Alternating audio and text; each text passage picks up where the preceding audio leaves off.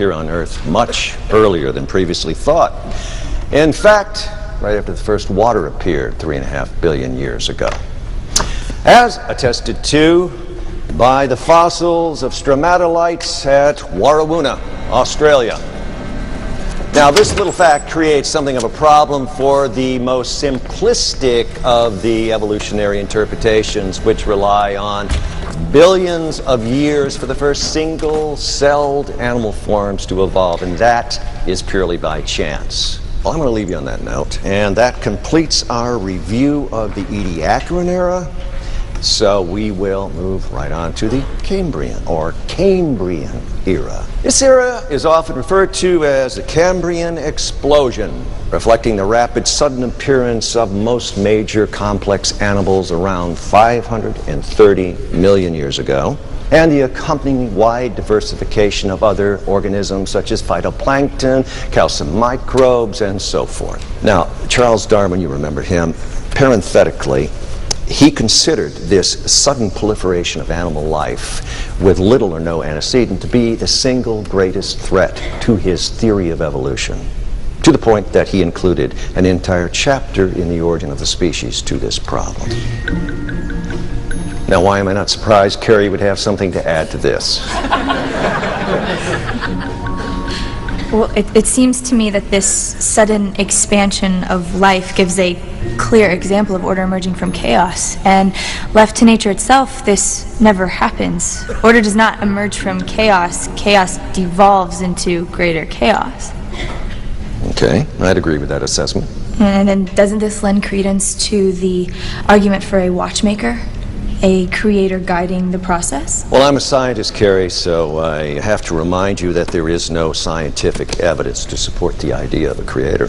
And back to the issue of order emerging from chaos, Darwin addresses this using the eye as an example, and he says, to suppose that the eye, with all its inimitable contrivances, could have been formed by natural selection seems, I freely confess, absurd in the highest possible degree.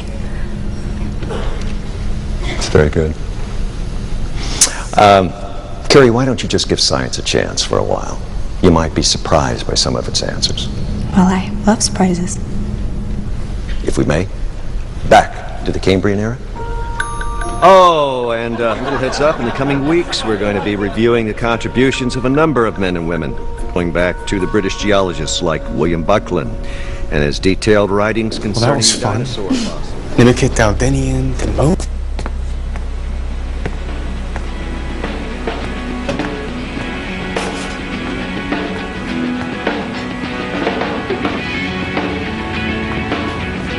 The church secretary said you were down here. She said we'd be okay. Oh, absolutely. Glad to have you. You want to give it a try? That's a little above my pay grade.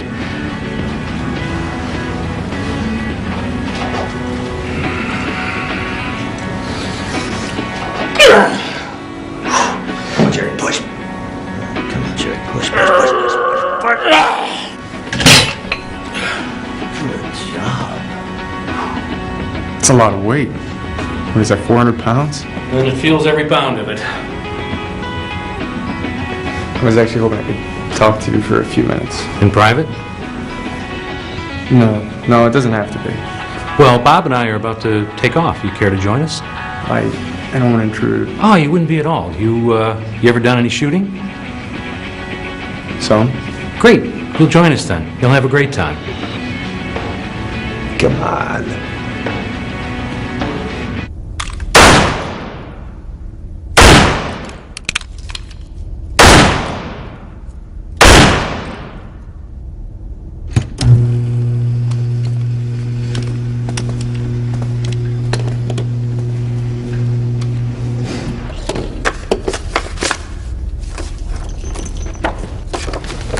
Not bad. Yeah, well, my dad taught me a 22 and a 410.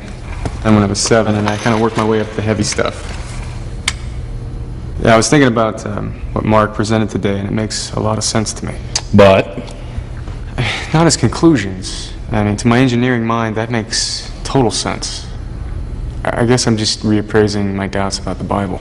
But somehow that just doesn't feel right. Yeah, and that's it. I've Always thought to find your own faith, it had to occur from within, something from your heart. So, finding it through some cold scientific analysis just feels false or phony to you?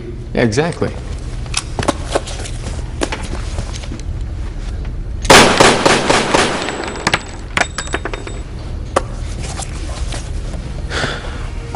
Blake, how somebody finds their faith is different for each person. It is finding that faith that matters, not necessarily how it comes about. I guess I'm just trying to rationalize it all, instead of just believing in it.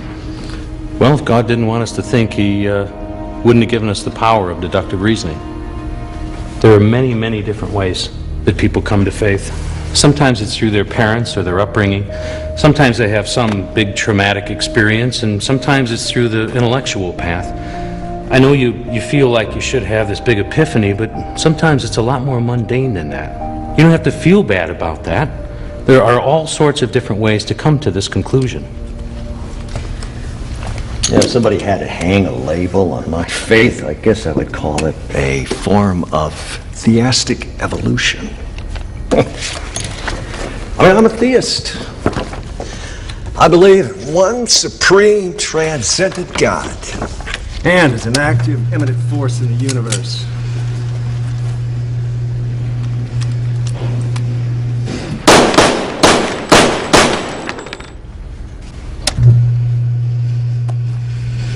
But I also believe in the dinosaurs, and I believe in the science involved in creation. I believe in microevolution, evolution within the species. I don't believe in macroevolution, one species becoming another.